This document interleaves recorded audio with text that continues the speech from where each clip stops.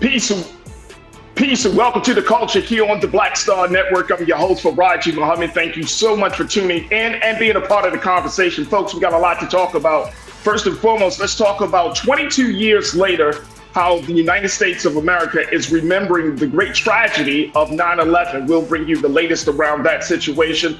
Also, today, this month, it's National Preparedness Month, where we're going to talk about how you can get prepared for natural disasters and other calamities that may hit your part of the country. We'll have that conversation with Mr. Mitch Peterson of OnSAR to talk to us about that. Also, can we talk about reclaiming your wealth? We're going to be checking in for our very own Dr. Bridget, MD, as he talks to us about how to handle grief during a national tragedy, as well as some food things that we need to consider. So, folks, you don't want to miss one word of today's show. And of course, we want you to chime in because no conversation is complete without you. Make sure you join us as we're streaming live on YouTube under Roland Martin, and join us in the chat and be a Culture crew member for the day. Stay with us. It's all happening on today's edition of The Culture here on the Black Star Network.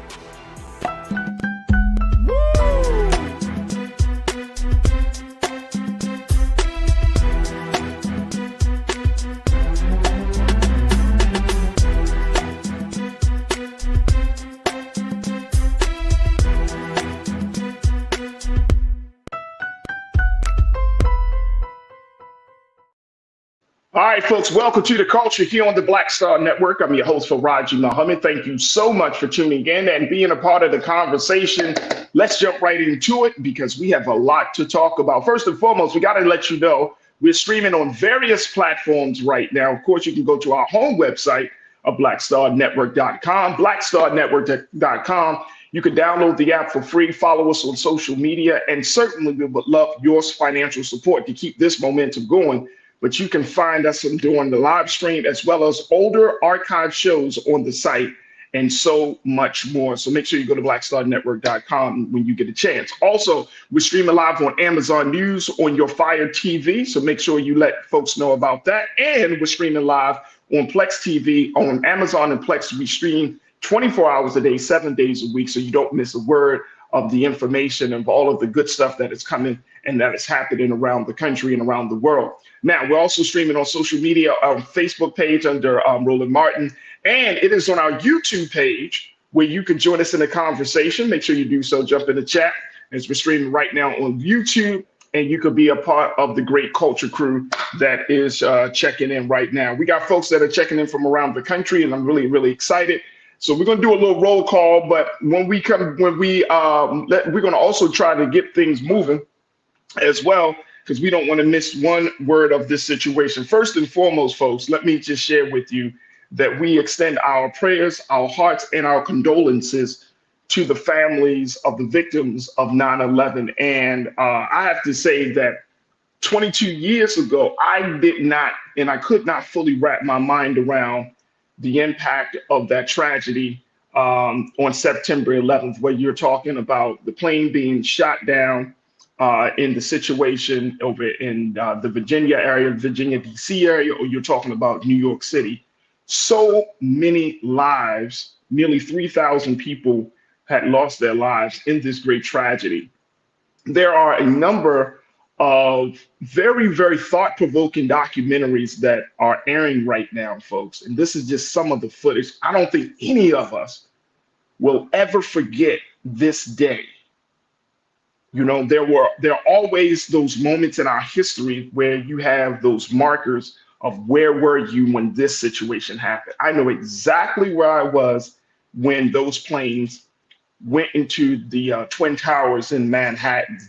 And I will never forget the day of September 11th, 2001. Never forget it. And we should not forget it. We should not forget this at all, because it was a day of uncertainty.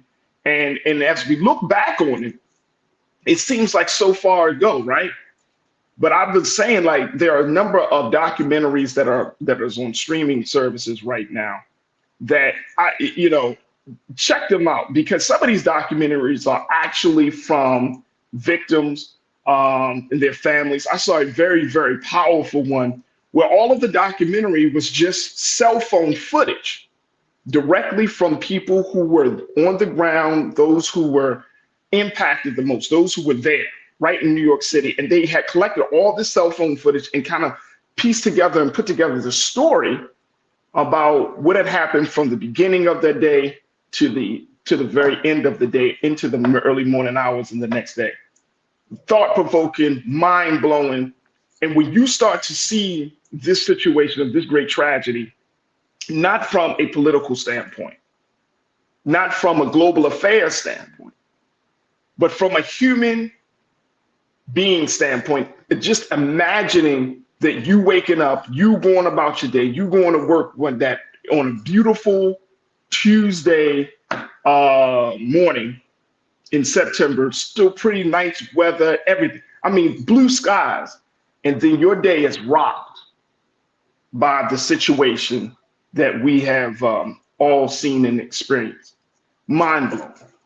And the people who were there, from the first responders to the victims themselves, it's a day that will ever live in the hearts and in our minds, a day that we should and will never forget. So again, our hearts, our prayers, removing all of the other stuff.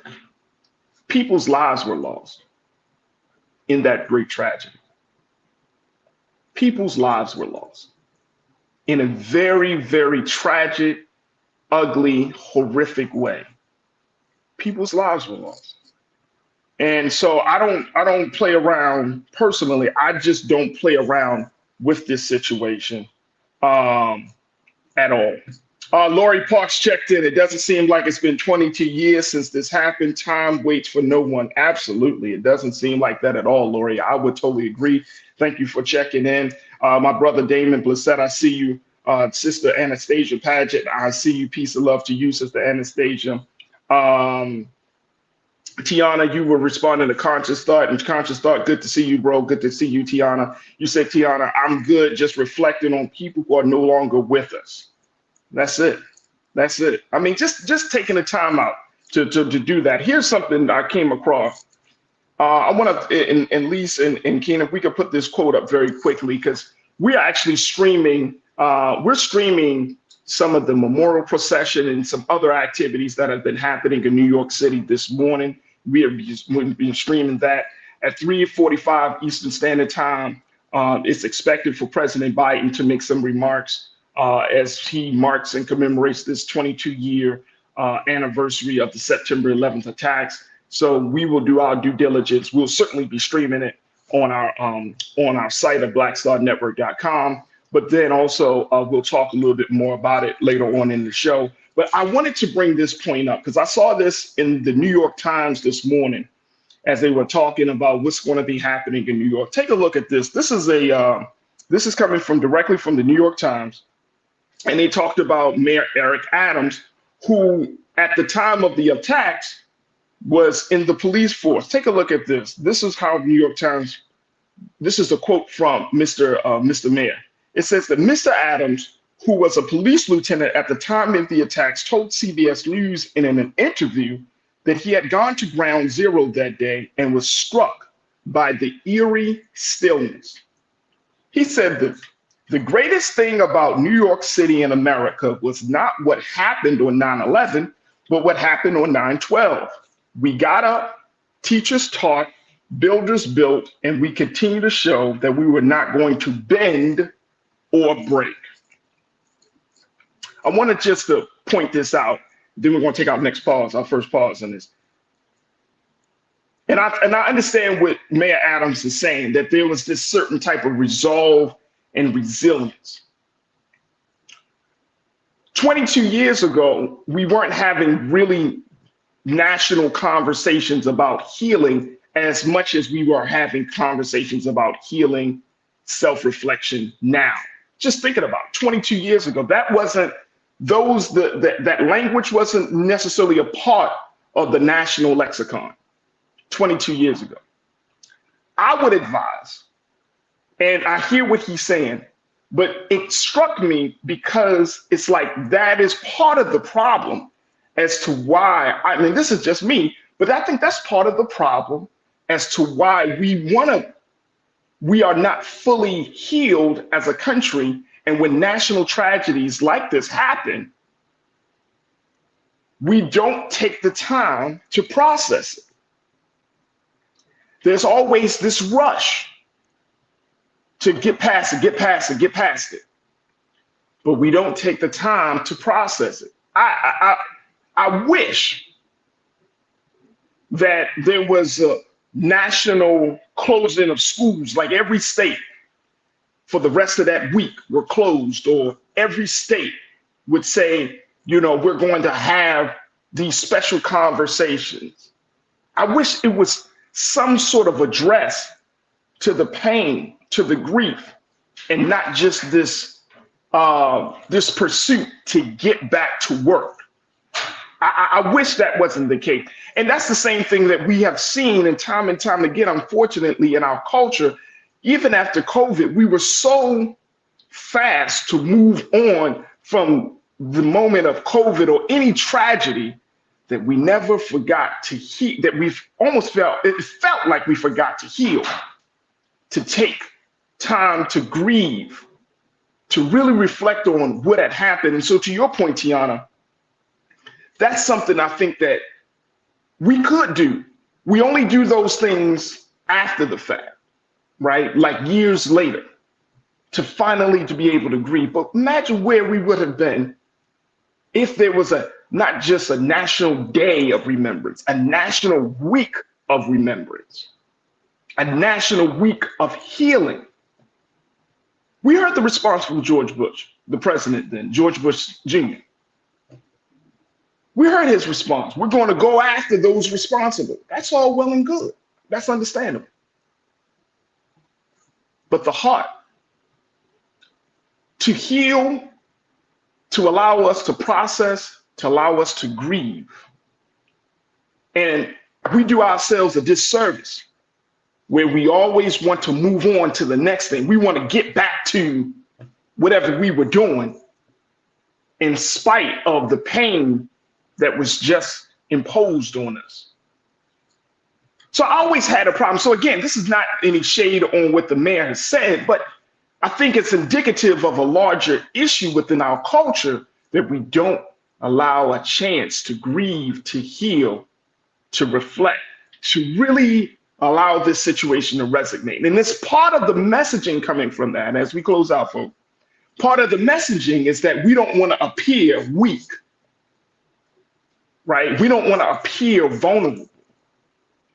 So no, we're not going to show the terrorists that you hit us, yet you hit us hard. No, you did hit us hard. Nearly 3,000 people died on that day. I saw another number. They said nearly 1,400 people died just from taking the debris. You're talking about first responders and those. When you look at the footage, when you see the people who, when that first tower fell, and then when the second tower fell, who inhaling all of that debris and all of those toxins, and they had health problems moving forward, and some of them died as a result of that. So we say 3,000, but the number is really higher. So you're talking about possibly 4,500, maybe close to 5,000 people as a result of this one act. We need a chance to breathe. That's why today I want to talk to Dr. Bridget about how do we collectively grieve, because sometimes the culture don't allow it. And think about that. Again, that was 22 years ago, but think about all the national tragedies, whether you're talking about school shootings, whether you're talking about the pandemic, whatever the national tragedy is, creating a culture to allow us to grieve, to heal, to process the pain so we can move forward in a better place.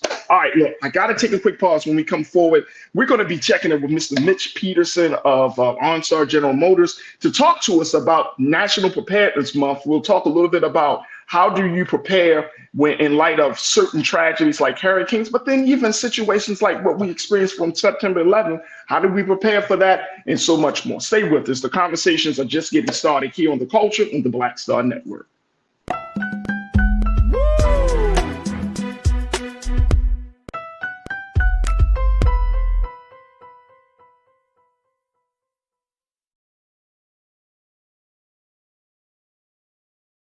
On his first day in office, with the country in crisis, President Biden got to work for us.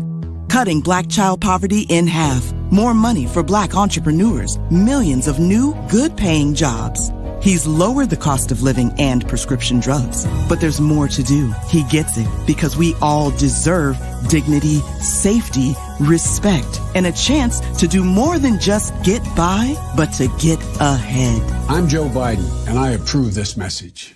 Pull up a chair, take your seat. The Black Tape with me, Dr. Greg Carr, here on the Black Star Network. Every week, we'll take a deeper dive into the world we're living in. Join the conversation only on the Black Star Network.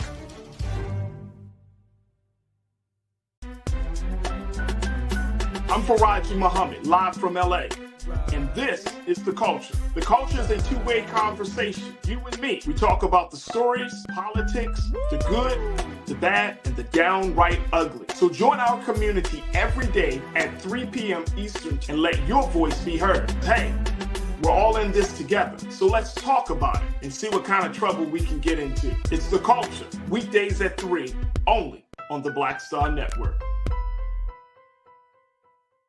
When you talk about blackness and what happens in Black culture, we're about covering these things that matter to us, speaking to our issues and concerns. This is a genuine people-powered movement. There's a lot of stuff that we're not getting. You get it, and you spread the word. We wish to plead our own cause. Too long have others spoken for us. We cannot tell our own story if we can't pay for it. This is about covering us. Invest in Black-owned media. Your dollars matter. We don't have to keep asking them to cover our stuff. So please support us in what we do, folks. We want to hit 2,000 people, $50 this month, raise $100,000. We're behind 100,000, so we want to hit that. Y'all money makes this possible. Check some money orders. Go to P.O. Box 57196, Washington, D.C. 20037-0196. The Cash App is $RM Unfiltered. PayPal is R Martin Unfiltered. Venmo is RM Unfiltered. Zelle is Roland at RolandSMartin.com. Folks, Black Star Network is here. Oh, no punches! I'm real revolutionary right now. Support this man, Black Media. He makes sure that our stories are told.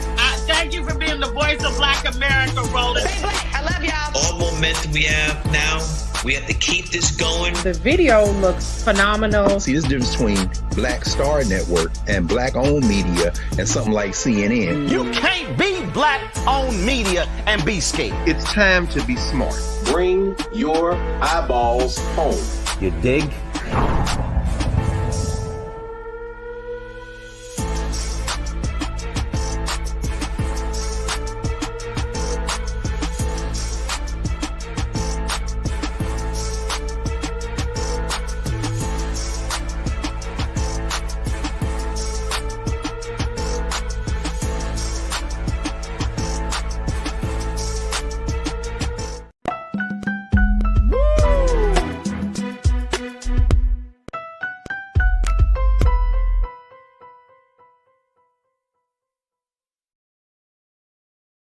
All right, folks, welcome back to the show. Welcome to The Culture here on the Black Star Network. I'm your host, Farajii Muhammad. Thank you so much for tuning in and being a part of the conversation. Folks, we just talked a little bit about 22 years ago, the nation had undergone a major shift in views, a major shift in a sense of security when we all experienced the attack on the Twin Towers, September 11, 2001.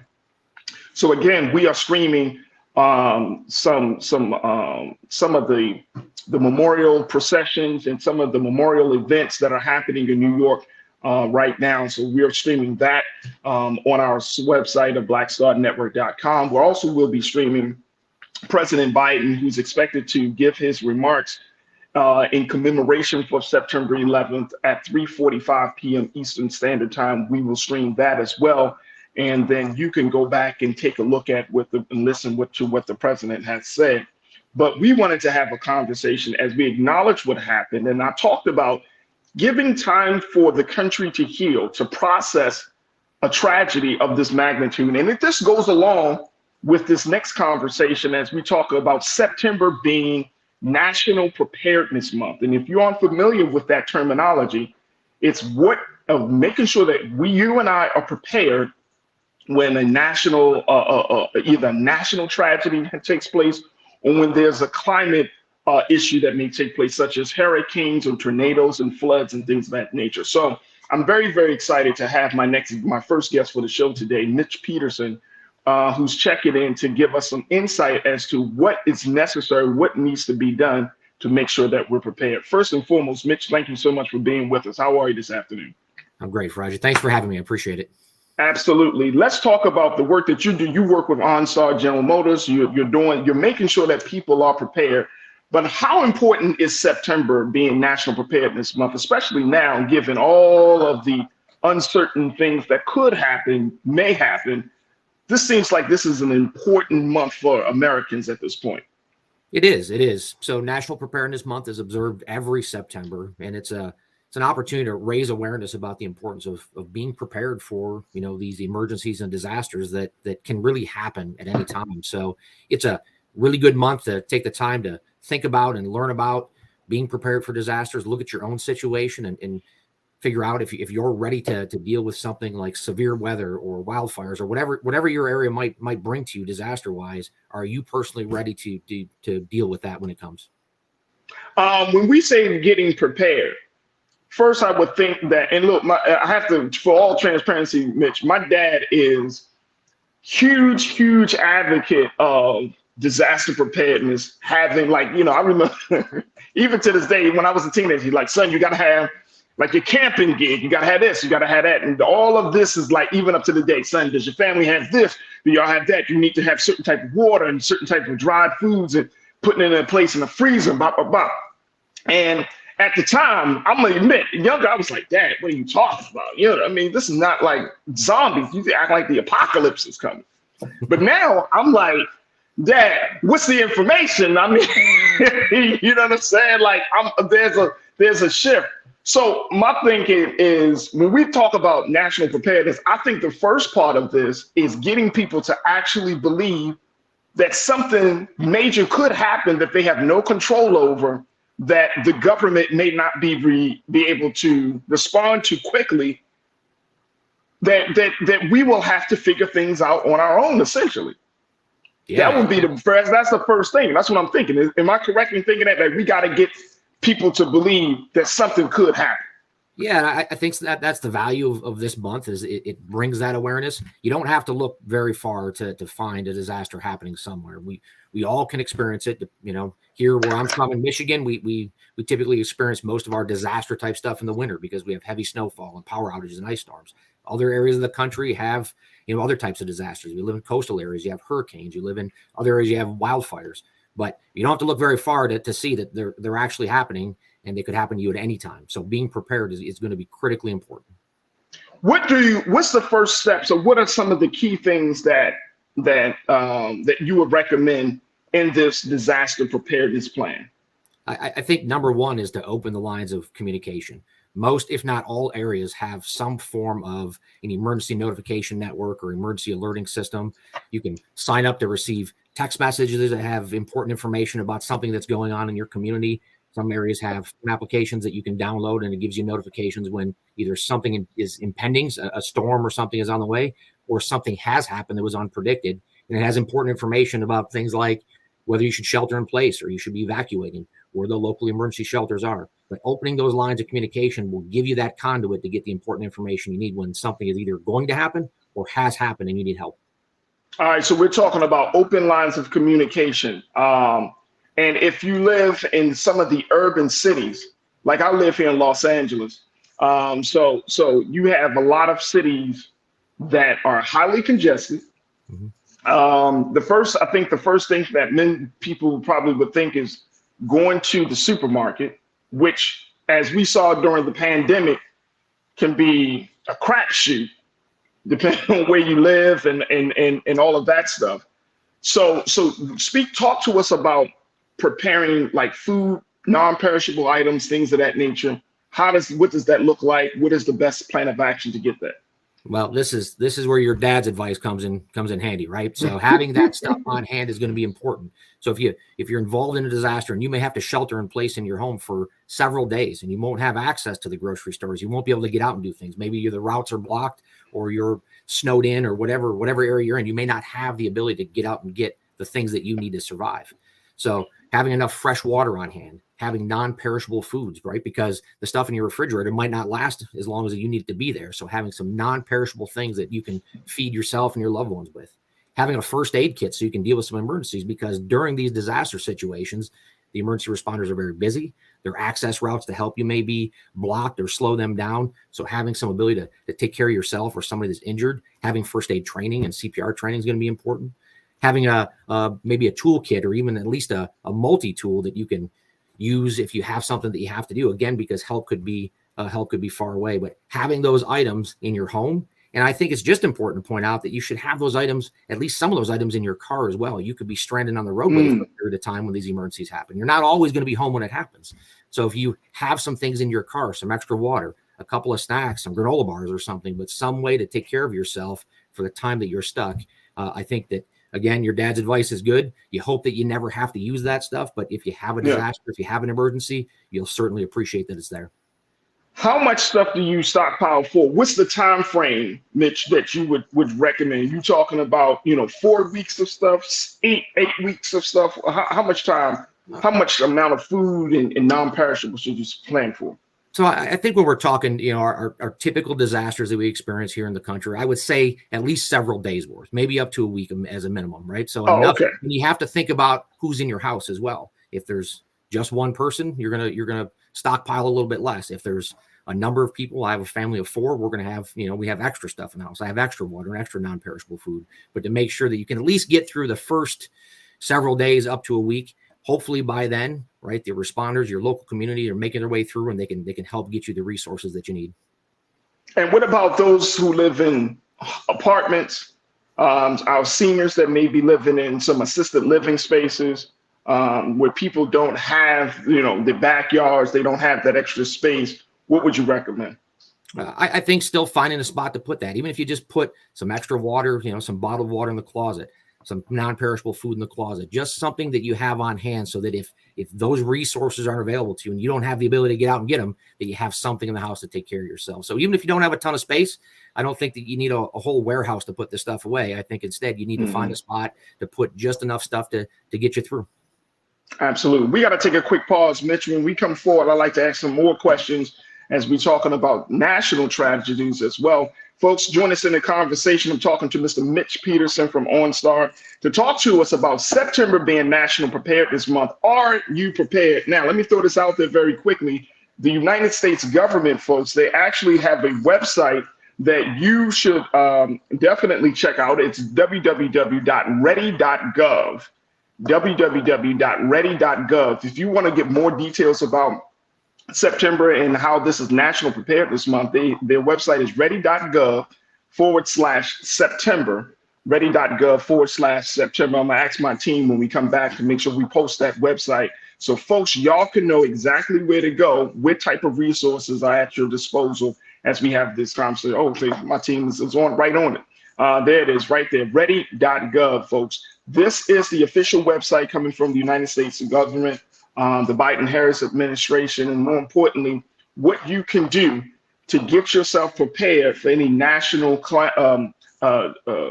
any climate changes, whether it's floods or tornadoes, hurricanes, everything.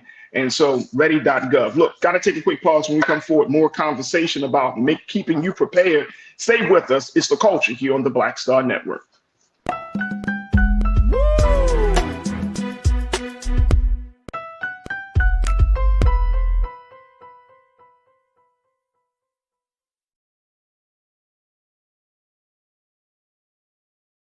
President Biden has delivered for Black America. More funding for Black entrepreneurs. Millions of new good-paying jobs. He's lowering the cost of medications and the cost of living. Joe Biden is delivering for us, and that's the facts. Pull up a chair. Take your seat.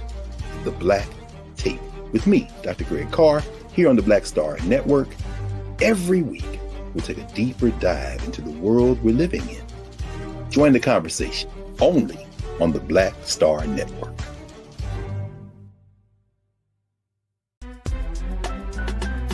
I'm Farajii Muhammad, live from LA. And this is The Culture. The Culture is a two-way conversation. You and me. We talk about the stories, politics, the good, the bad, and the downright ugly. So join our community every day at 3 p.m. Eastern and let your voice be heard. Hey, we're all in this together. So let's talk about it and see what kind of trouble we can get into. It's The Culture, weekdays at 3, only on the Black Star Network. When you talk about blackness and what happens in black culture, you're about covering these things that matter to us, speaking to our issues and concerns. This is a genuine people-powered movement. There's a lot of stuff that we're not getting. You get it, and you spread the word. We wish to plead our own cause. Too long have others spoken for us. We cannot tell our own story if we can't pay for it. This is about covering us. Invest in black-owned media. Your dollars matter. We don't have to keep asking them to cover our stuff. So please support us in what we do, folks. We want to hit 2,000 people, $50 this month, raise $100,000. We're behind 100,000, so we want to hit that. Y'all money makes this possible. Check some money orders. Go to P.O. Box 57196, Washington, D.C. 20037-0196. The Cash App is $RM Unfiltered. PayPal is R Martin Unfiltered. Venmo is RM Unfiltered. Zelle is Roland at RolandSMartin.com. Folks, Black Star Network is here. Oh, no punches! I'm real revolutionary right now. Support this man, Black Media. He makes sure that our stories are told. Thank you for being the voice of Black America, Roland. Stay black. I love y'all. All momentum we have now, we have to keep this going. The video looks phenomenal. See, this difference between Black Star Network and black-owned media and something like CNN. You can't be black-owned media and be scared. It's time to be smart. Bring your eyeballs home. You dig?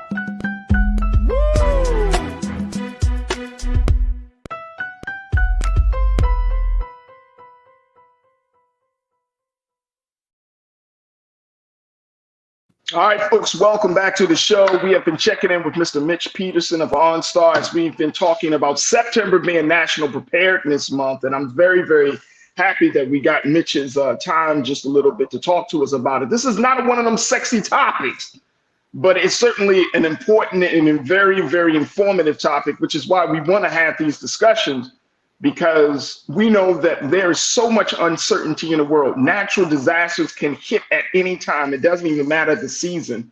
And I want to bring Mitch back into this part because, Mitch, I think that you and I know people say, oh, you live in this part of the country, you should only expect this. It's like, we can't even put that certainty. Maybe 30 years ago, we could say, okay, in Michigan, it only gets this type of weather. California gets this type. Now it's snowing in LA. It might be roasting in Michigan.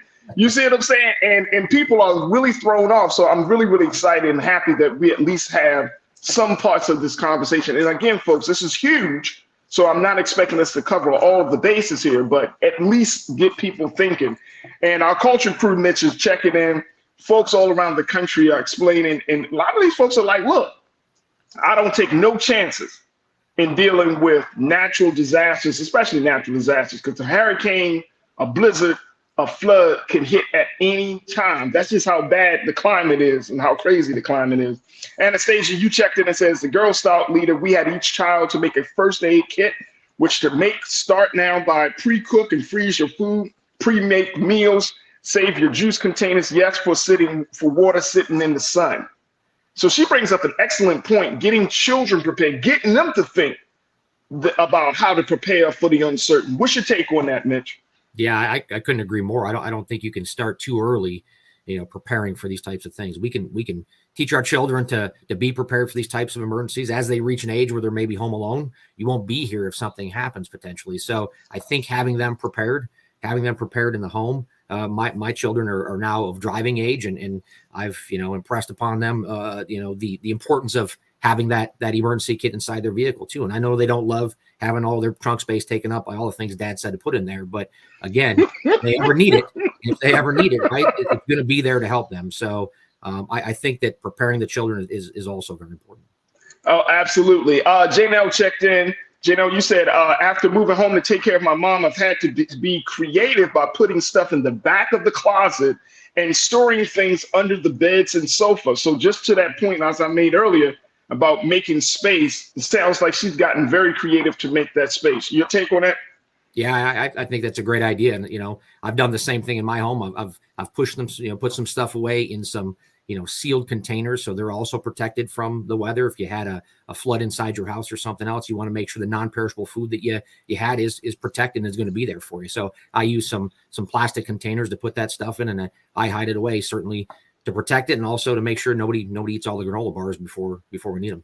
Right. How about that? And freeze dry food. I've seen like packs of this. I know that in the military, of course, that's a part of the preparedness package for our soldiers. So talk to us about like having those items, because those are more like specialty items. You got to go to certain stores to get that. That's not going to be found in your normal shopping center. So talk to us about getting those type of items, including it in our kits, getting the access to that. Sure. So, as far as the meals ready to eat, the prepackaged food, from the military type aspect, those can be ordered online. I mean, I don't know anywhere near me that sells them where I could walk in and buy them, but you can get those. But I think that you can adequately prepare at your local grocery store. There's non-perishable food that don't require power or running water or anything else. You could live out of an emergency kit that you have built from your local grocery store. You just have to be selective. You have to make sure it's not perishable, that's sealed away. And the other thing you have to think about is, we put this stuff away for a period of time. Things do expire. This is not an emergency kit that we build and hope that it's going to be there for us in 30 years. It's something we should be looking at all the time. And if we have expired items, it's time to change those out. Oh, absolutely. Absolutely. Lana checked in. Lana, you said I buy cases of bottled water each time I go to the store. I never stop after COVID. That was our warning. So COVID, of course, is like the monkey, the wrench that just threw everything out of order. Every sense of security, I think, was tested because of COVID.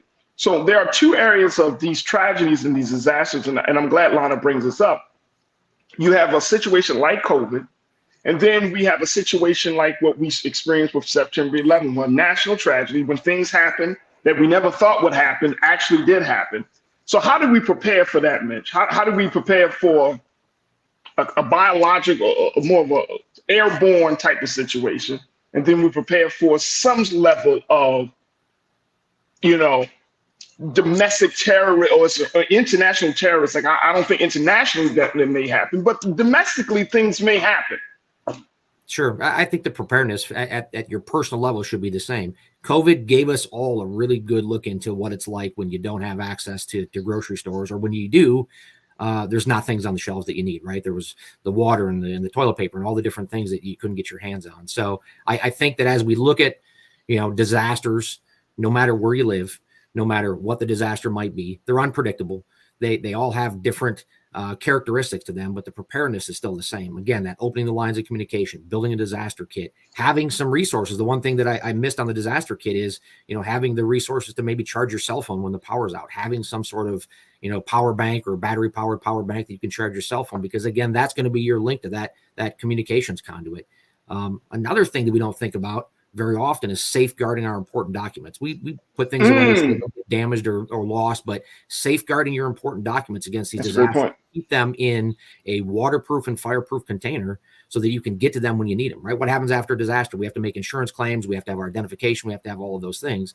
Having those safeguarded, put away somewhere where they're going to be safe and going to be there for us when we need them is very, very important. And we're talking about those documents, whether it's birth certificate, social security cards, you're talking about even it could be car registration, those level of documents, right? Absolutely. And putting those somewhere where they're protected from the elements, whether it's water or fire, And it's not a bad idea to have a digital copy of those, password protected, something very secure, obviously, but having a digital copy of those as well, because you may not be able to get back to your residence. You may not be able to get back to that for a period of time, and having some way to access those digitally will be important. Mitch, we got a few moments left, but what about electronics? We live and die on the cell phone, on the iPad and other devices. What is the game plan? What's the preparedness plan for our electronics? Well, I think it's good to have those, right? They certainly allow us to access information. We all have different reasons that we love our electronics. My kids will certainly tell you that it's not for emergency information. They have other things they want to do with them. But having those gives you that access to emergency information. I think the best thing that I can tell you is to keep in mind those are battery operated as well. And a day may come where you don't have power to charge those, and having some means of plugging those in, a power bank, maybe even just a charger that you can plug into your car and use the power from your vehicle to charge it, but keeping at least one of your devices charged so you have access to that information as it's coming in during the disaster, and the mitigation information after the disaster that comes from your local officials telling you where the evacuation routes are, or updates on when the power is going to be back on, all those different things. Your electronics will be valuable to you. Now, I know one of the big things as we wrap up here, Mitch, but one of the big things that I've heard is that, during a natural disaster or any type of calamity, that you got to, tap into some other skill sets like using a map. I haven't used a map in years, Mitch. I'm going to be honest with you, man. I haven't used one in years. So if you pull out a map and I'm like, trying to reorient myself. But what's your take on that in terms of like packing maps and more importantly, just having the skill set to be able to use those maps when our GPS is down and we're trying to get out of a situation? Yeah, I think the ability to read a map and having a map with you is always important. Your electronics aren't always going to work. Even if we have them charged, maybe the service is down. So having the ability to find your way out of different areas for an evacuation route or anything else is going to be important. The other thing I want to keep in mind, right, is that if you have an OnStar equipped vehicle, you can get that information from us. A simple push of the button inside the vehicle, we can help give you routing information, get you to the places that you need to be, put you in contact with your loved ones, find hotels or even gas stations that are open outside of the disaster area so you can fill up your car. But if you have an OnStar equipped vehicle, you can definitely access that information through us. Absolutely. All right. Sheldon Beamer, you checked in. I think this is a great point before we wrap up. He said, Sheldon said, I'm 66 years old, man. I'm a 66-year-old man with no family or friends. How do I get ready? That's a great point, Sheldon. Thank you for checking in. Mitch, what would you say to Sheldon? I think it's critical that we follow some of the points we talked about today, making sure you have that emergency kit, open the lines of communication, and make sure it's both ways. If you have a local community center that you can check in with, I know most community centers will help keep track of those that don't have anybody else that they can contact.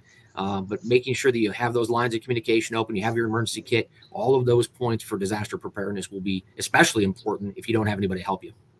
There it is. Mitch Peterson checking in from OnStar, giving us his insight in the latest around National Preparedness Month. Mitch, where can folks get more information about how they can stay prepared? So they can certainly visit us. We'd love for you to visit us on our website, onstar.com. And during an event, they can follow any of our updates on X. There it is right there. All right, Mitch, thank you so much. And folks, we'd like to throw out there as well that you can get more information and a lot more resources on the government's website at ready.gov. Thank you so much, Mitch, for joining us this afternoon. Folks, you're welcome. Folks, we got to take another quick pause. When we come forward, let's switch gears. Let's talk about health and wellness. We're going to check in with our very own Dr. Bridget, MD, for this week's Reclaim Your Wellness. Stay with us. It's The Culture here on the Black Star Network.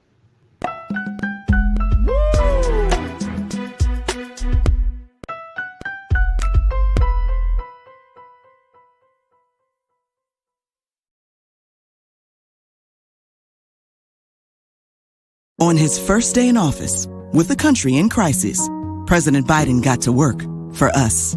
Cutting Black child poverty in half, more money for Black entrepreneurs, millions of new, good-paying jobs. He's lowered the cost of living and prescription drugs. But there's more to do. He gets it because we all deserve dignity, safety, respect, and a chance to do more than just get by, but to get ahead. I'm Joe Biden, and I approve this message. When you talk about blackness and what happens in Black culture, we're about covering these things that matter to us, speaking to our issues and concerns. This is a genuine people-powered movement. There's a lot of stuff that we're not getting. You get it, and you spread the word. We wish to plead our own cause to long have others spoken for us. We cannot tell our own story if we can't pay for it. This is about covering us. Invest in black-owned media. Your dollars matter. We don't have to keep asking them to cover our stuff. So please support us in what we do, folks. We want to hit 2,000 people, $50 this month, raise $100,000. We're behind 100,000, so we want to hit that. Y'all money makes this possible. Check some money orders. Go to P.O. Box 57196, Washington, D.C. 20037-0196. The Cash App is $RM Unfiltered. PayPal is R Martin Unfiltered. Venmo is RM Unfiltered. Zelle is Roland at RolandSMartin.com.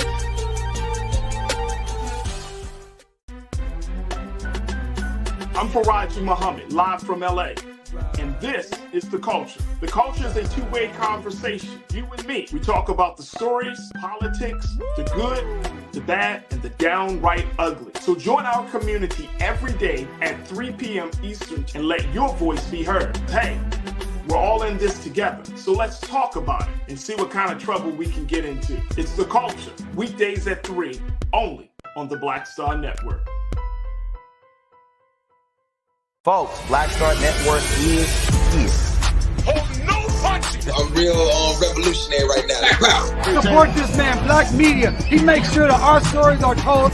Thank you for being the voice of Black America, Roland. Stay black. I love y'all. All momentum we have now, we have to keep this going. The video looks phenomenal. See, this difference between Black Star Network and black-owned media and something like CNN. You can't be black-owned media and be scared. It's time to be smart. Bring your eyeballs home. You dig?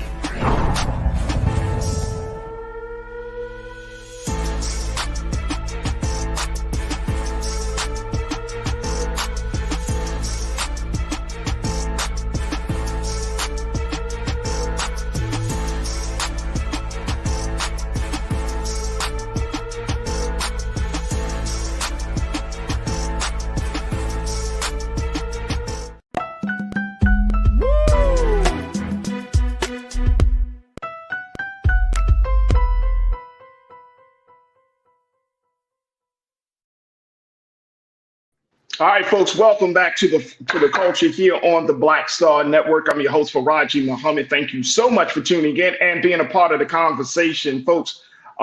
We had just a fantastic, very informative conversation with Mitch Peterson from OnStar to talk about September being National Preparedness Month. Folks, you can never be over-prepared because anything can happen, as we can see. So great conversation with him. Plus, we kicked off the show remembering 9/11, 22 years ago of that great day, that great tragedy that struck the shores of America. And folks, this is the day that will forever live in our hearts, minds, and spirits. And again, our condolences and hearts and prayers go out to the families. But it is something else that even 22 years later, the moment and all of that has occurred around the falling of the Twin Towers, the falling of the taking down of the plane in Virginia, all that, how it has reverberated and has really, really struck a chord. So if you missed the first hour of the Culture, make sure you do your due diligence, be a part of Team Replay, check it out,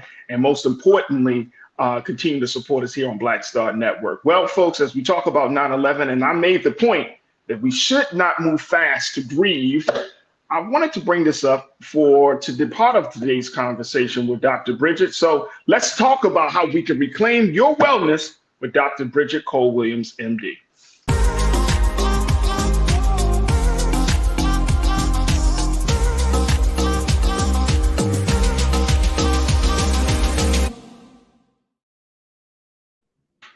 Peace, Doc. How are you? Great. It's good to see you, Farajii. It's good to see you as well. So, Doc, let's talk a little bit. I know we got a couple of things on the agenda, but I wanted to pick your brain. You are a family physician. You work with people in a lot of different capacities in terms of health and wellness. But let's talk a little bit about grief, because I feel like in our current culture, Doc, we don't like to show that level of vulnerability. Like, it's really hard for people to take time away. And when I saw what Mayor Eric Adams said about, he appreciated the fact that even after 9/11, people got back to work on 9/12. And I'm thinking to myself, no disrespect, Mr. Mayor, but that doesn't sound healthy. Mm-hmm. That we don't take the time to grieve. And, a lot of the crew members, they say, look at what happened when we had the COVID pandemic. We had over 1 million people have lost their lives, and we kind of moved on. Right. There was this rush to get back to normal without recognizing, I'm saying fully, collectively recognizing that this tragedy, whether you're talking about 22 years ago, or whether you're talking about two or 1 year ago, mm-hmm. that people have lost their lives, and we don't take time to process it, to grieve about it, to acknowledge it to the point where we can learn from it, be empowered by it, and most importantly, we can move in a much more clearer space. And I feel like that's part of the problem in the culture.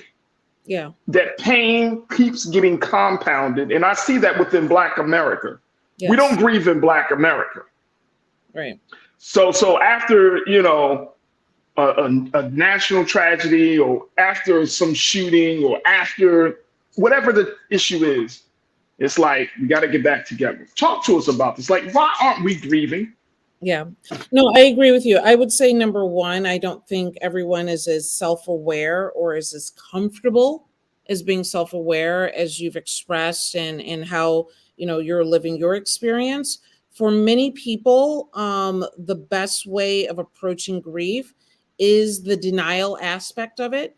There are 5 stages of grief. That first stage, quote unquote first stage, meaning that people don't necessarily do them in order, but that first stage tends to be denial. And for some, and I think sometimes just in Black America, that sometimes denial is an easy way to approach it.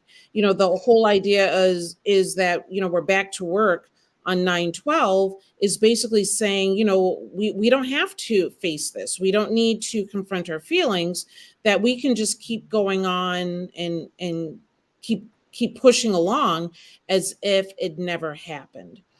We definitely had some aspect of that with 9/11. And, today, definitely, I watched some of the coverage today of the memorial, and it definitely hit. It's been 22 years and it's still very, it's still something palpable. Yeah. Palpable. Still in America. But for some people, whether it's a shooting, whether it's 9/11, whether it's COVID, it's easier to hit that denial mark, stay in it, sometimes going into the anger aspect of it, but actually dealing with it on a deeper level is not something that we're all well equipped to do. So then that means that what? Like you saying that there are all of these stages of grief. Mm-hmm. That means that we have to become even more self-aware that we need to go through these stages. Because I think, like you're saying, that first stage of being in denial, and this is kind of like an ironic, oxymoronic type of thing, where you're like, that didn't happen. Right. Even though you saw it, even though we're experiencing it, it's like, no, that can't be it. It's got to be something else. Whether it didn't happen or it's not affecting me. So the denial part isn't just whether this happened or not, because clearly in most of these situations, there's no, COVID is a little bit different, but there's no denying that it happened. But we tend to be in a space where we say, oh, I'm good. It's not affecting me. I'm fine with it. Because to admit anything else sends you into these other areas of greater emotion that is a lot harder to deal with. I think also, when we are taking care of our families and we're trying to be, the strong one so that they don't, our children or other family members don't see us breaking, we immediately hit that, I'm just fine. The denial isn't just whether the incident happened or not. The denial is also how do we process it? and that we say to ourselves that, oh, I don't need to do anything. I can just, move ahead as if nothing happened. And unfortunately, that in itself can lead to bigger issues. As I was alluding to before, there are 5 stages where it's denial, anger, bargaining, where you're trying to make many times some sort of deal with God, or trying to create a foundation or something to somehow keep things in some sort of bargaining mode. Of course, depression, and then finally getting to acceptance. Now, everyone doesn't always go through all 5 stages, and we definitely don't go through all of them in order. Hopefully, acceptance is where we end up. But what they have found with particularly 9/11 is that there is now a new diagnosis of prolonged grieving disorder, where typically you look at grieving in, several months to a year or so. But when not only, it's not so much whether it's a year or more, but the intensity of intense grieving, where you're thinking, obsessing, unable to let go for over a month and longer, is prolonged grieving. And for some people, particularly when we have these anniversaries, it sends people right back to those early stages of grieving. And that we struggle with this. Everyone knows where they were on 9/11. And I have to say, watching it this morning, I was sent right back to that space, right back to those moments. So let me ask you this question, Doc. Let me ask you that, because that is that's a lot to take in. I'm gonna ask you this question, get your take, and then I know we got to take our next pause. But it makes me think about not just 9/11, but when I was at an event just a few weeks ago for Black Lives Matter. This was early in the summer here. And I saw Sabrina Fulton, the mother of Trayvon Martin. And she made a remark in her speech to the people. She said, people always ask me, how am I doing? She said, I am doing good because God is with me. And she was just pressing on that.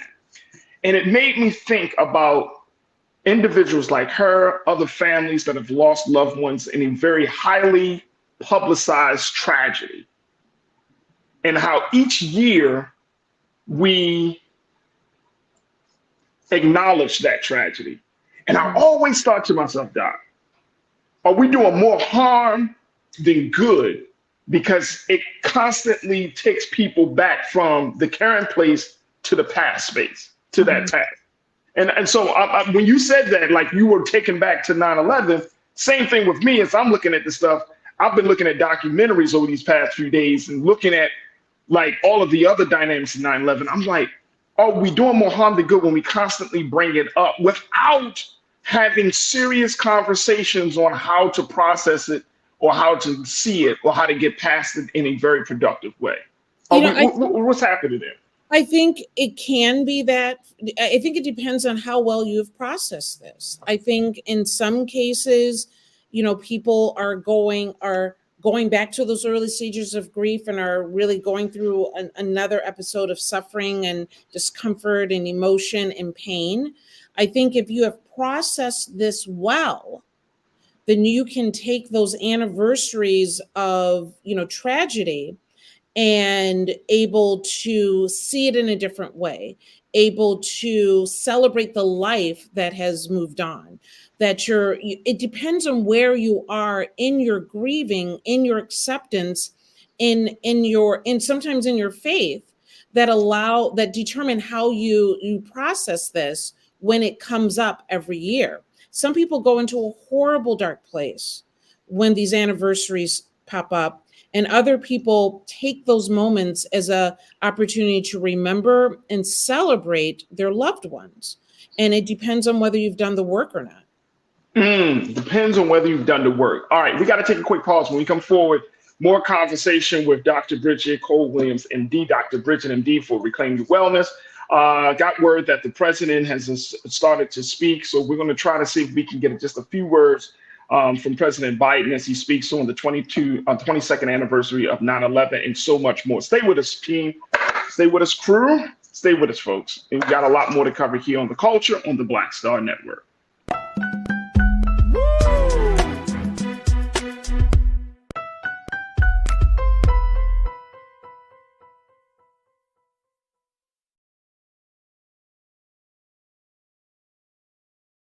President Biden has delivered for Black America. More funding for Black entrepreneurs. Millions of new, good-paying jobs.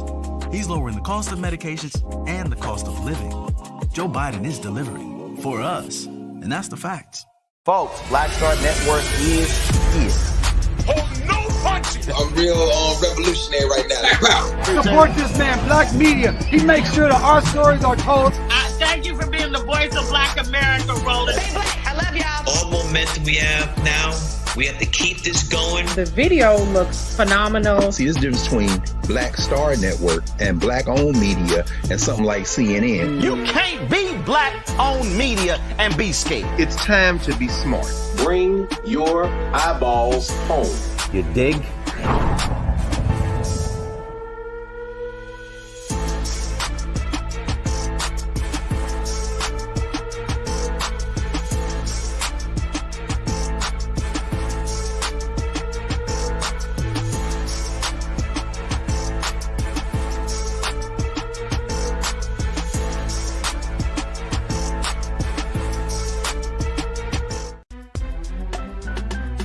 I'm Farajii Muhammad, live from LA.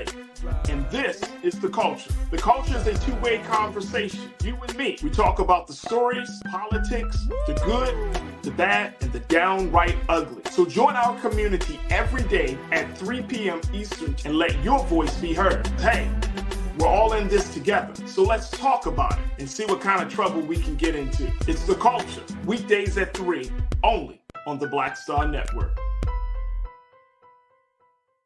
When you talk about blackness and what happens in Black culture, we're about covering these things that matter to us, speaking to our issues and concerns. This is a genuine people-powered movement. There's a lot of stuff that we're not getting. You get it, and you spread the word. We wish to plead our own cause.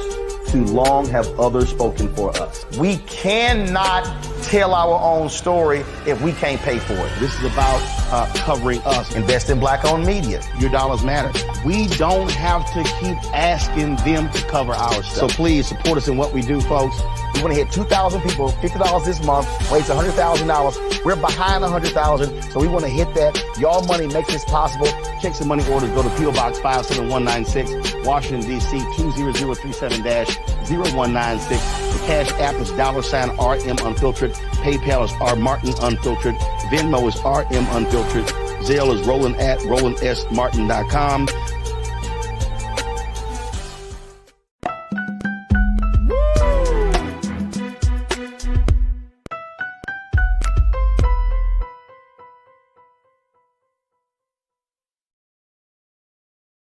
All right, folks, welcome back to The Culture here on the Black Star Network. I'm your host, Farajii Muhammad.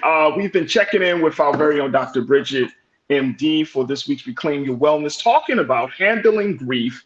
And we just got word, Doc, that President Biden has just started speaking. So I just want to jump in and see if we can get just a few of the remarks from the president, just a quick excerpt as he talks about the 22nd anniversary of the attacks on the Twin Towers and in Virginia. And more importantly, how the country could possibly move forward. So let's check in now with President Biden. See, the last few days, their memory has been with me.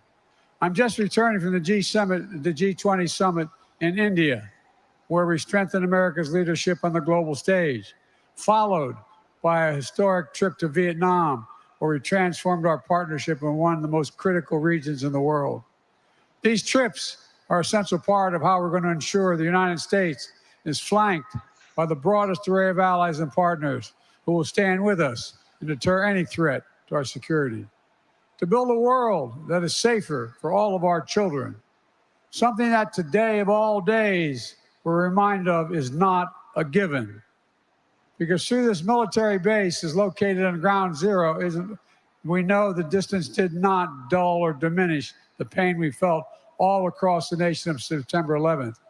Because we know that on this day, 22 years ago from this base, were scrambled and high alert to escort planes through the airspace. Alaskan communities opened their doors to stranded passengers. American flags sold out in every store and were placed in front of seemingly every home. We know that on this day, every American's heart was wounded. Yet, every big city, small town, suburb, rural town, tribal community, American hands went up, ready to help where they could, ready to serve like so many of you here, ready like Chief Master Sergeant Shady Taylor, here with us today, who had recently started college when Flight 93 went down a few miles from Shanksville. She said, and I quote, "I immediately knew I wanted to sign up and suit up to serve my country." Ready like General Eifler, who said on that day, "When our nation calls, we must be ready." It called, and we went without hesitation. My fellow Americans, September 11th, 2001, tested our strength, our resolve, and our courage. The billowing smoke and ash that darkened the clear blue sky that September day. The shredded steel and concrete slabs that rained down from the World Trade Center. The plume of fire that shot up in the sky in Pentagon. I remember seeing as I got off the Amtrak train on my way to work in the United States Senate. The pit into the earth in Shanksville, a testament to the unbreakable courage and resolve of the American people.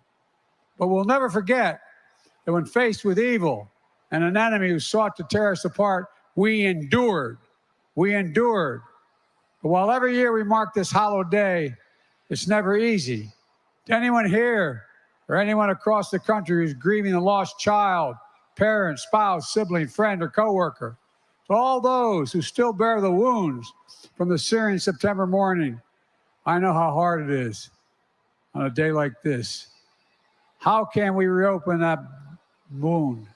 It's like opening a black hole in your chest, sucking you into it again, bringing you back to that moment when you saw the news, the moment you got that phone call, the moment you realized you'd never say again, "See you later, Mom," or "Talk to you soon, son." Think of everything your loved one might have done if they had a little more time. What would they have done? And though that can leave you so hollow, it also makes you full at the same time. On this day, I'm thinking about a friend of mine named Davis, who grew up with me in Delaware. 22 years ago, he and his family had just passed the first year without their youngest son of 3 sons, who died in a boating accident at age 15. His oldest son, Davis Jr., was just 6 days in a new job on the 104th floor of the South Tower of the World Trade Center. Davis went straight to ground zero to search for his son, search deep into the last, as he referred to it, innings of hope, as he put it. A few days later, I called David to talk as fathers know about losing a piece of your soul. I was on my way to speak to students at the University of Delaware to try to make sense of what happened. And guess what? Having lost 2 sons within a year, Davis told me, "Just tell them, Joe, don't be afraid. Don't be afraid." The terrorists stole 2,977 souls that day. 2,977 souls, forever rolling the future of so many families and the story of our nation. But those terrorists could not touch what no force, no enemy, no day ever could, and that is the soul of America. What's the soul of America? It's the breath, the life, the essence of who we are. The soul is what makes us us. The soul of America is based on a sacred proposition that we're all created equal, endowed by our Creator with certain inalienable rights: life, liberty, the pursuit of happiness. We haven't always lived up to it, but we've never walked away from that proposition either. The soul of America is the fortitude we found in the fear of that terrible September day, the purpose we found in our pain, the light we found in our darkest hour, an hour when terrorists believed they could bring us to our knees, bend our will, break our resolve. But they were wrong. They were dead wrong. In the crucible of 9/11 and the days and months that followed, we saw the stuff America's made of. Firefighters and police officers and other first responders running into an inferno of jet fuel debris at ground zero, breathing in toxins and ash that would damage their own health, but still refusing to stop for months. Civilians and service members of the Pentagon rushing into the fiery breach again and again and again to rescue their colleagues in the Pentagon. The Patriot passengers on Flight 93, think of this, who did not know the horror that awaited them, but they confronted the unimaginable, fear and terror, with absolute courage. It's astonishing. The poet Maya Angelou wrote, "History, despite its wrenching pain, cannot be unlived. But if we faced it with courage, we need not live it again." My mother had it put it a different way. My mother was a 5'2" little Irish lady who had a backbone like a ramrod. She used to say, and I mean this sincerely, courage lies in every heart. And the expectation is that one day it will be summoned. On September 11th, it was summoned at 9:57 a.m. It was summoned, and 40 incredible women and men in Shanksville answered the call. Civilians, they gave their lives, and in doing so, they gave life to their country. We saw that courage at ground zero in the Pentagon, and we saw it in so many other ways. These are heroes, like the faith community leaders all across the country who pushed back against the fear and hate they saw directed at Muslim Americans and Middle Eastern Americans of South Asian descent. Heroes like all of you, the brave women and men of the armed forces who never faltered, you never failed to defend our nation, our people, and our values in times of trial. Heroes like the 9/11 generation. Hundreds of thousands of brave Americans were deployed to Afghanistan to make sure the United States would not be attacked again. Who served in Iraq, like many of you probably did, in war zones around the world, risking their own safety and the safety of their fellow citizens, for the safety of their fellow citizens. Who served and sacrificed again and again to defend our democracy and deny terrorists a safe haven. Who followed Osama bin Laden to the end of the earth and ultimately sent him to the gates of hell 12 years ago. And then last year, I made the decision to take out Zawahiri, the number 2 who met the same fate. And today, our intelligence community has recently assessed in a declassified memo that al-Qaeda threat from Afghanistan and Pakistan has reached a historic low. So all this has changed over the last 22 years. The resolve of the American people has proved we never bow, we never bend, we never yield. Our longest war is over, but our commitment to preventing another attack on the United States and our people and our allies will never, never rest. Never. Terrorism, including political and ideological violence, is the opposite of all we stand for as a nation that settles our difference peacefully under a rule of law. We're going to continue to track terrorist threats in all forms, wherever it may be. We're going to continue to disrupt terrorist activity wherever we may find it. And I will never hesitate to do what is necessary to defend the American people, just as I will never forget our sacred duty to those of you who serve.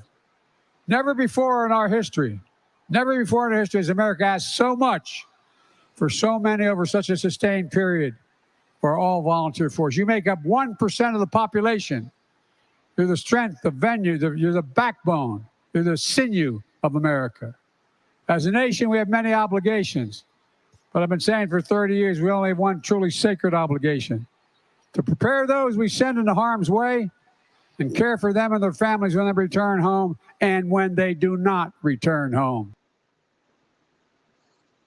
That was, of course, President Biden as he gives his remarks in honor of the 22nd anniversary of September 11th. We're still on with Dr. Bridget, MD. Folks, we're going to take another quick pause. When we come back, Dr. Bridget, I got some questions for you and so much more. And Crudo, I would love to share your thoughts. So join us in the conversation. We are streaming on YouTube under Roland Martin, and that's where you could be a part of the culture crew. And we're also streaming on Facebook as well. So stay with us. More conversation here on the culture on the Black Star Network.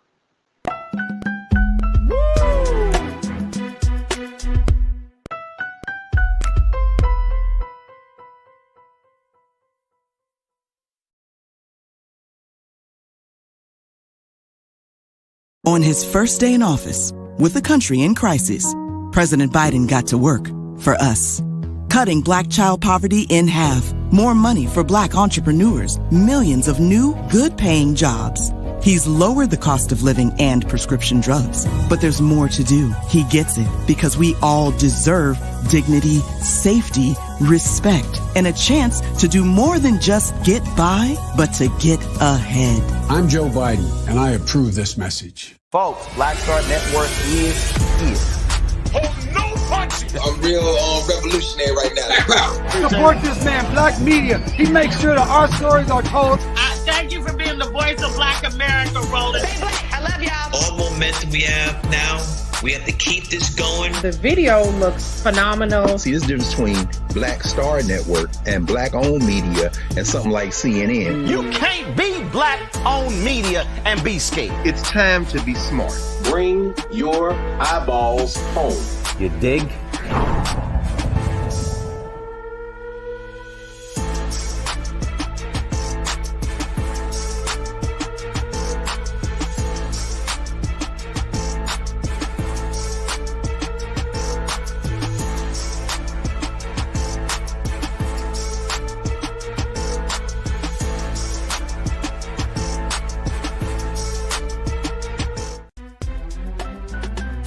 I'm Farajii Muhammad, live from LA. And this is The Culture. The Culture is a two-way conversation. You and me. We talk about the stories, politics, the good, the bad, and the downright ugly. So join our community every day at 3 p.m. Eastern and let your voice be heard. Hey, we're all in this together. So let's talk about it and see what kind of trouble we can get into. It's The Culture, weekdays at 3, only on the Black Star Network. When you talk about blackness and what happens in Black culture, we're about covering these things that matter to us, speaking to our issues and concerns. This is a genuine people-powered movement. There's a lot of stuff that we're not getting. You get it, and you spread the word. We wish to plead our own cause. Too long have others spoken for us. We cannot tell our own story if we can't pay for it. This is about covering us. Invest in Black-owned media. Your dollars matter. We don't have to keep asking them to cover our stuff. So please support us in what we do, folks. We want to hit 2,000 people, $50 this month, raise $100,000. We're behind 100,000, so we want to hit that. Y'all money makes this possible. Checks and money orders go to P.O. Box 57196, Washington, D.C. 20037-0196. The Cash App is $RM Unfiltered. PayPal is R Martin Unfiltered. Venmo is RM Unfiltered. Zelle is Roland at RolandSMartin.com.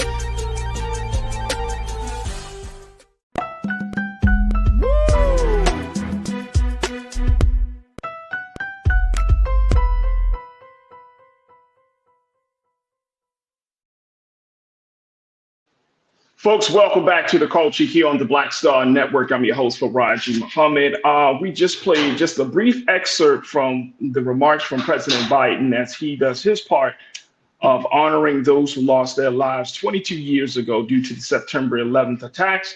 And we're talking about grief, talking about this with our very own Dr. Bridget, MD, for this week's Reclaim Your Wellness. Dr. Bridget, thank you again for talking about this. The president made some things. Of course, you know, he did the piece about the soul of America. Mm-hmm. He did the piece, and I was just kind of taking a few notes here. He talks about having the courage to face adversity.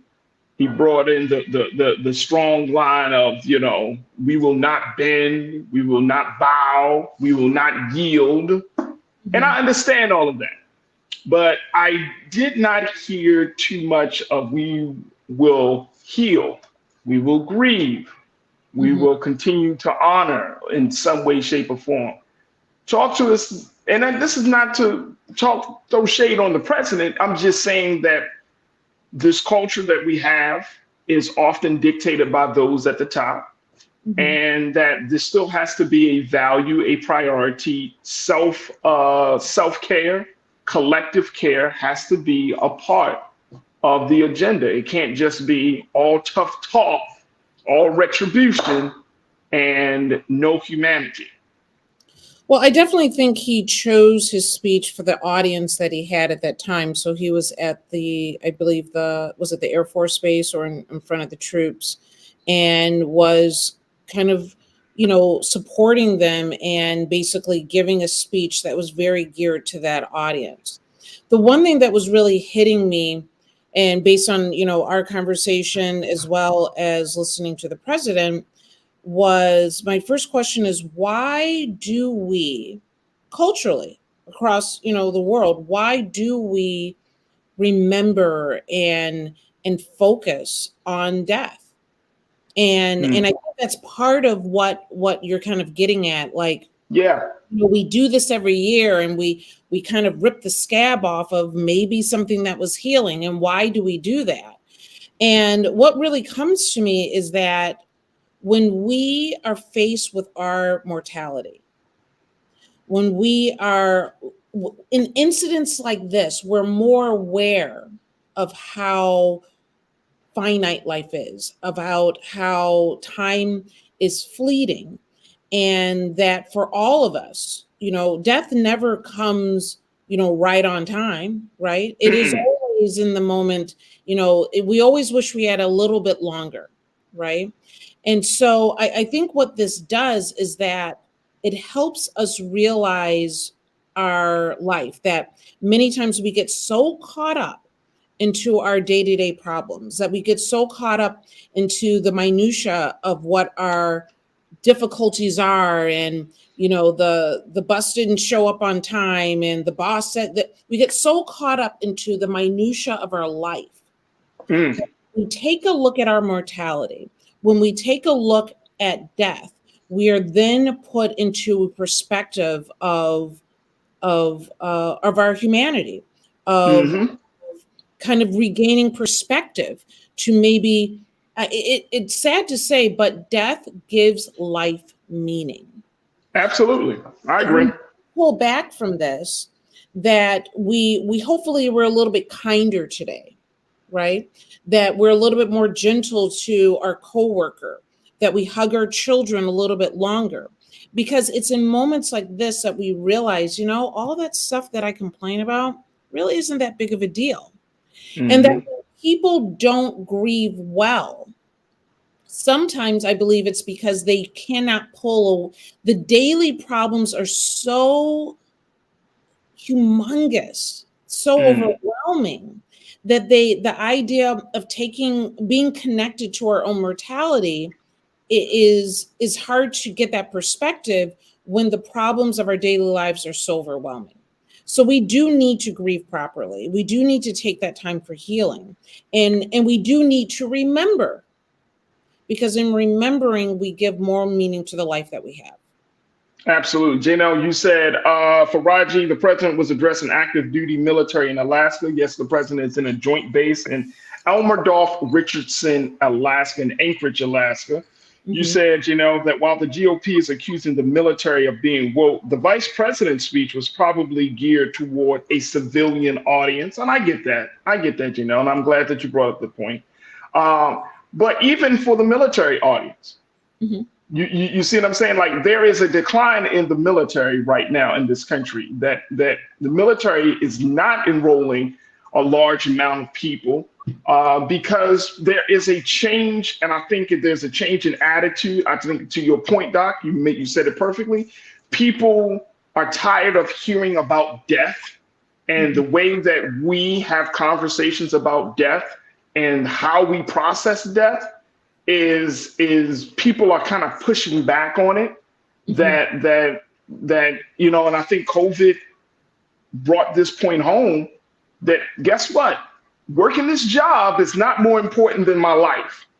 100%. You see what I'm saying? Even being in the military, you sign up for the military because of a number of different reasons and factors.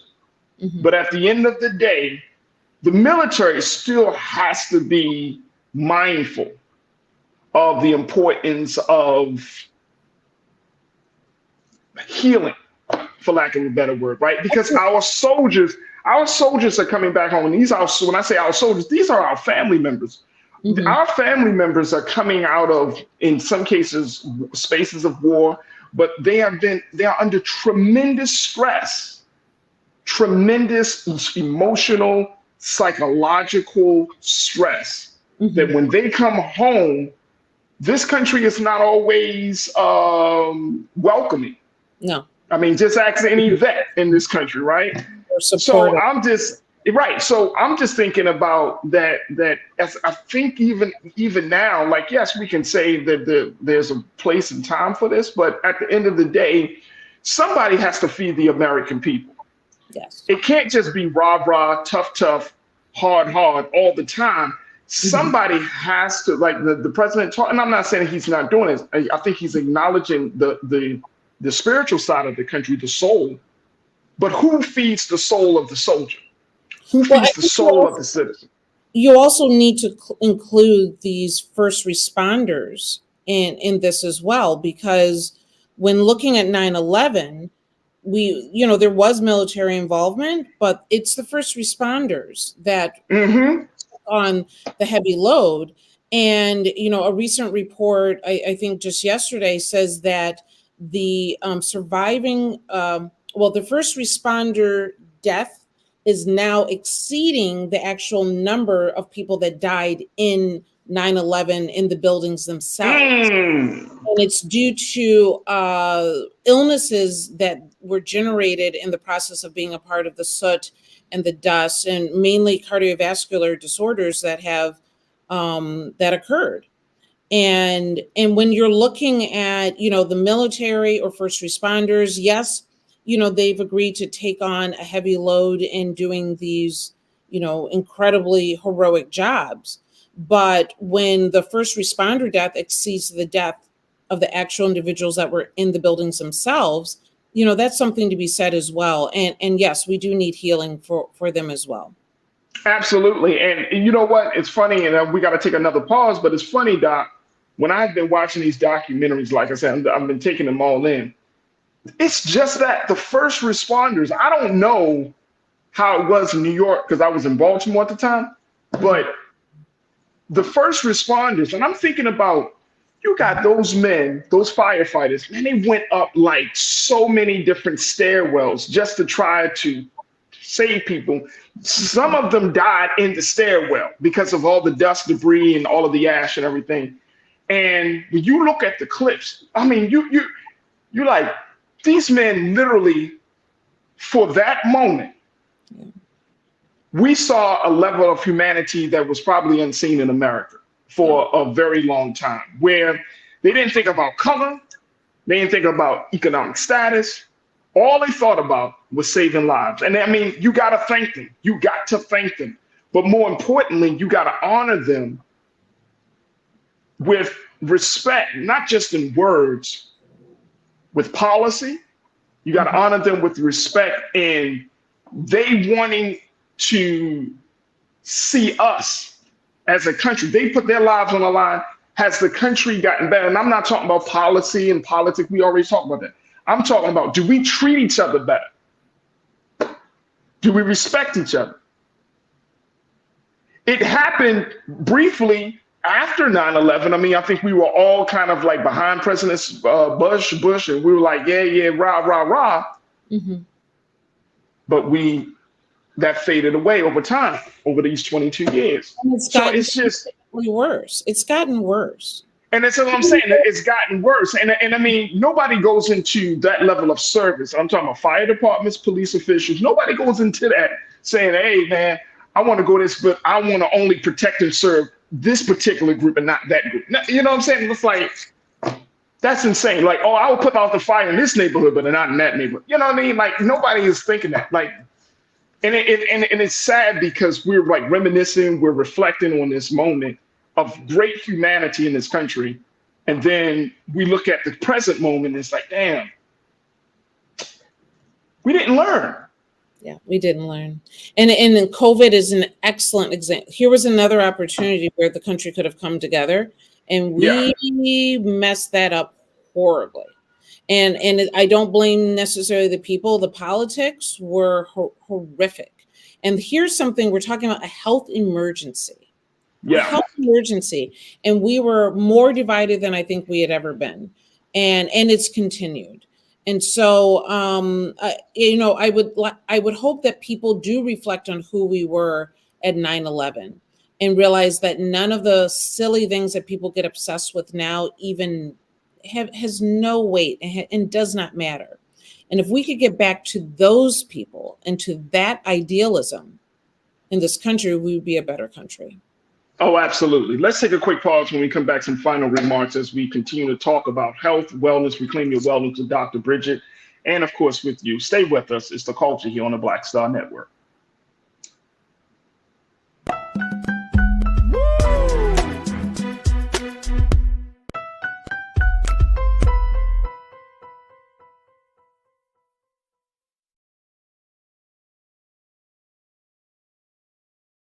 Hatred on the streets, a horrific scene, a white nationalist rally that descended into deadly violence. White people are losing their damn minds. As an angry pro-Trump mob storms the U.S. Capitol, we've seen We're about to see the rise of what I call white minority resistance. We have seen white folks in this country who simply cannot tolerate black folks voting. I think what we're seeing is the inevitable result of violent denial. This is part of American history. Every time that people of color have made progress, whether real or symbolic, there has been what Carol Anderson at Emory University calls white rage as a backlash. This is the rise of the Proud Boys and the Boogaloo Boys. America, there's going to be more of this. Here's all the Proud Boys, guys. This country is getting increasingly racist in its behaviors and its attitudes because of the fear of white people. The fear that they're taking our jobs, they're taking our resources, they're taking our women. This is white fear.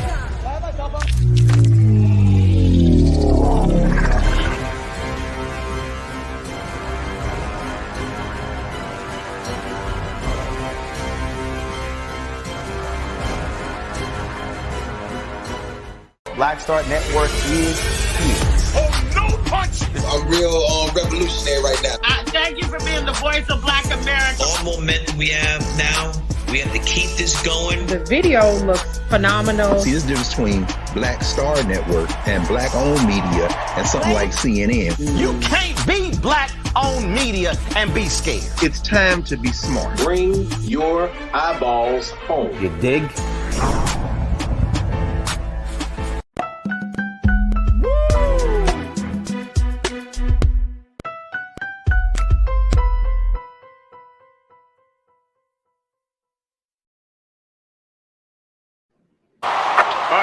Get up, go, go, go.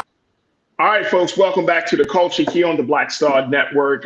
We've been checking in with our doctor, Dr. Bridget, MD, for Reclaim Your Wellness, as we have been talking about handling grief. And we got a few moments left, Doc. And I wanted to see if we can talk about any resources or any additional support that folks can go to, whether it's related to September 11th or whether it's related to COVID. And I think that any national tragedy, we need to have some processing time. What would you say the people can go to? How can people be supported, especially during these great times of just pain and tragedy? Well, I would say, whatever pocket of the country that you're living in, there are definitely different support group churches that are providing opportunities to communicate and allow opportunities for people to grieve. There are a number of different things that came out of 9/11, particularly for the children.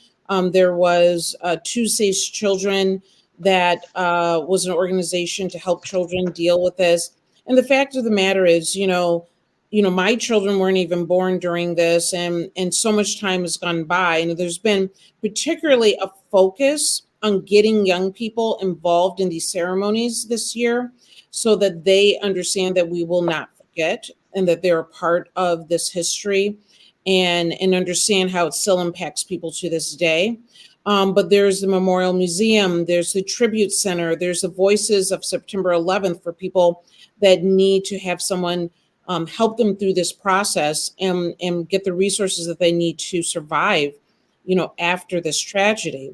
And so there's a number of different groups, but keep in mind that seeing your therapist, understanding where you are in your grieving process, or whether you are actually dealing with a more prolonged grieving process, whether it's 9/11, COVID, or some other experience that you have been a part of or viewed, that you do the work.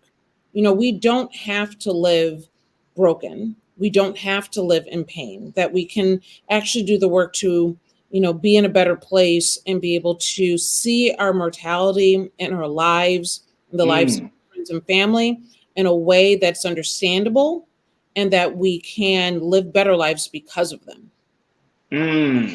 I love that. I absolutely love that, Doc. And I think that it's also important to recognize that people are going to grieve differently. And I know, say it again. And respect that, because a lot of people will say, oh, well, you're not doing this and you're not doing. Respect that people do grieve differently, and that's perfectly okay. Absolutely. And that these tragedies will affect communities differently. So what may have affected white America is going to feel different for Black America. And so since we are in that time, how do we make sure that our care at this point, our grief handling process is catered just for where we are? How do you handle that? Or how do you, make that happen, rather?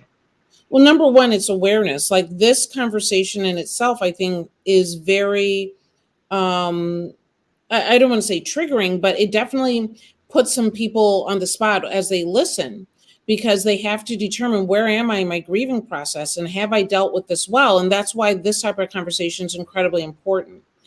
And so it's important that we give people the space to grieve differently, give people the space to take their time with it, but also be a friend to your friends and family around you. I've seen more people get stuck, that they are in that prolonged space. Not necessarily that they're, crying and they can't move on with their lives day to day, but that they haven't moved beyond it to be able to see their loved one's life in a more, humane and a celebratory way, that celebrating what they gave instead of focusing on what has moved on.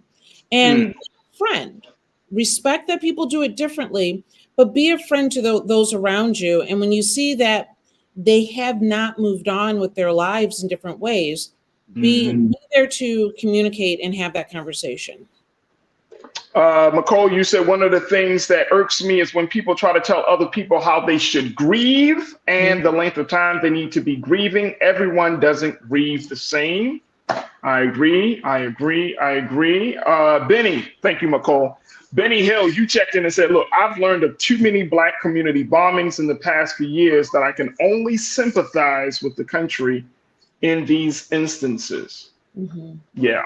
To that point, to Benny's point, and to the point you just made, Doc, I think that is the kind of very unique space that Black folks in this country kind of take, that we unfortunately have been too familiar with mass tragedy.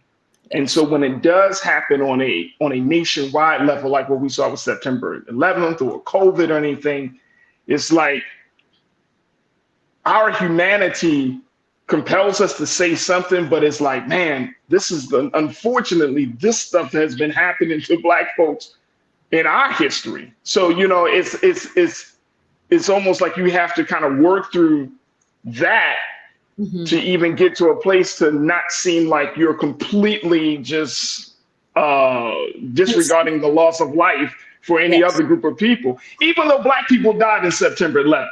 Yes. Even though Black people died.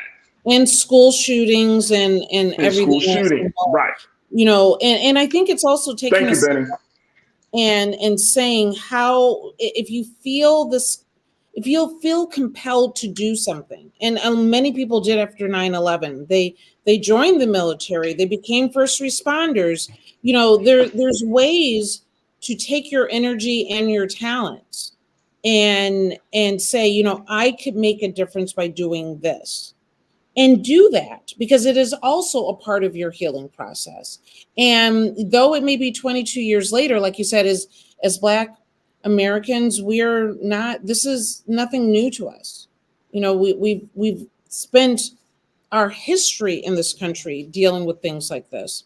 And we need to be willing to do the work to get through it, and then use our talents to help others.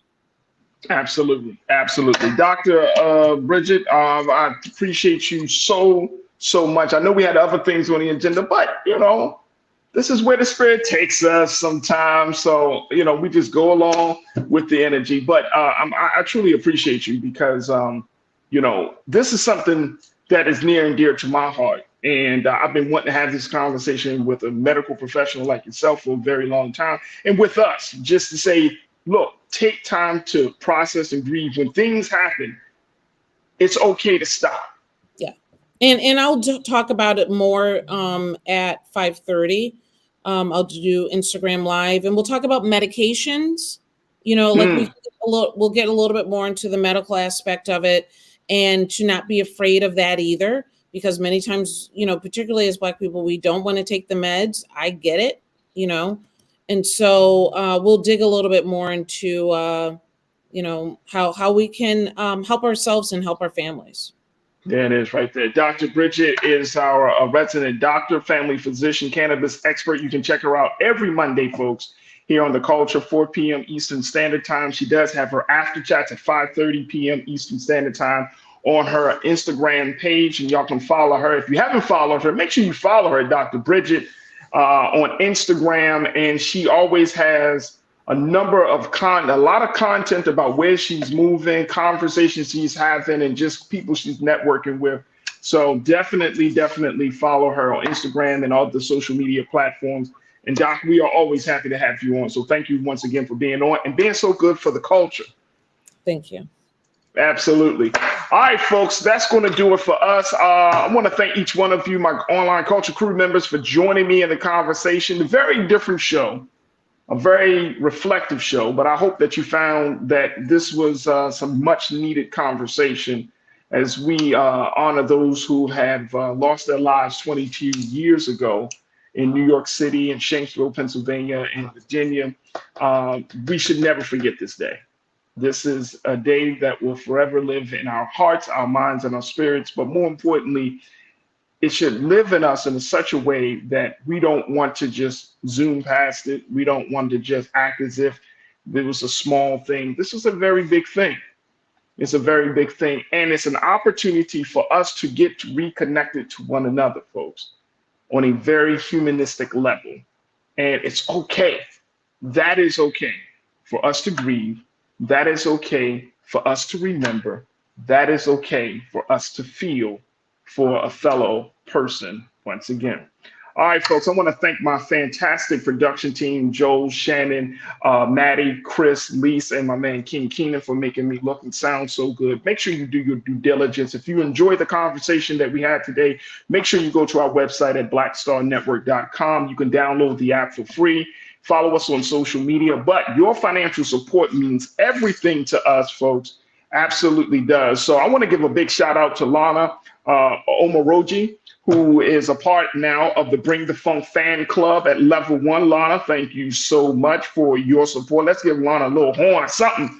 We got to thank her for something, because Lana definitely put in that work to show her support. Also, Charles Matthews, thank you so much for joining us and being a part of the Bring the Funk fan club level 1. We truly, truly appreciate your support. And folks, again, just go to blackstarnetwork.com, donate today, and continue to power this momentum, this digital movement that we have here at Black Star Network. As I mentioned earlier, we are streaming a number of things. We certainly streamed the full context of President Biden's remarks from Alaska, as he gives his remarks in remembrance of September 11th. We also streamed the memorial procession. So if you haven't seen that yet from earlier this morning in New York City, that has been streaming throughout the day, and a lot more great content. So do your due diligence, get connected, watch the team. Big shout out to my sister Suzette Speaks. She's always checking in every so often as much as she can. So make sure y'all support her on all of her social media spaces and all the great work that a lot of contributors are doing here on Black Star Network. We also want to thank Mr. Mitch Peterson from OnStar from having a very informative conversation about National Preparedness Month. September is National Preparedness Month. You can go to ready.gov to get more information about that. All the resources and things you need to know to keep your family safe during any natural disaster or any type of unexpected event. So go to ready.gov to get that. All right, folks, that's going to do it for me. Stay tuned. Up next at 6 p.m. Eastern Standard Time is RMU, Roland Martin Unfiltered. As always, never be afraid to challenge what's wrong. Stand for what's right while being yourself in the process. God willing, we will talk tomorrow for another exciting edition of The Culture right here, only here, exclusively here on the Black Star Network. Follow me on all social media platforms, and God willing, we'll reconnect with you soon. Talk to you soon. Peace.